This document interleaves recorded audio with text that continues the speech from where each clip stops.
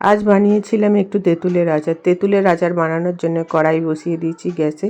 তার উপরে দিয়ে দিয়েছি ছোট ছোট 4টে শুকনো লঙ্কা, 2টো কাঁচা লঙ্কা ফাটিয়ে আর 5 ফোড়ন দিয়ে ভালো করে নেড়ে চেড়ে আমি 750 গ্রাম তেঁতুল কড়াইয়ের মধ্যে দিয়ে ভালো করে নেড়ে চেড়ে উপর থেকে 2বারে 3বারে আমি একটু একটু করে জল দিচ্ছি যাতে না পাতলা হয়ে যায়, তাই হালকা করে নেড়ে চেড়ে গাঢ় অবস্থা হওয়ার জন্য অপেক্ষা করছিলাম। তারপরে দেখছি বারবারই গাঢ় হয়ে যাচ্ছে, ওই জন্য 3বারে আমি অল্প অল্প করে জল দিয়ে দিচ্ছি আর উপর থেকে দিয়ে দিচ্ছি স্বাদ মতো লবণ, হলুদ দিয়ে ভালো করে নেড়ে চেড়ে আমি 750 গ্রাম তেঁতুলের জন্য নিয়েছি 250 চিনি।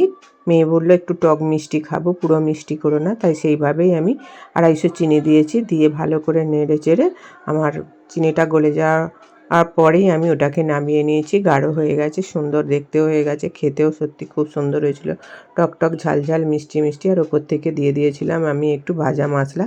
এইভাবে আপনারাও বানিয়ে খেয়ে দেখবেন।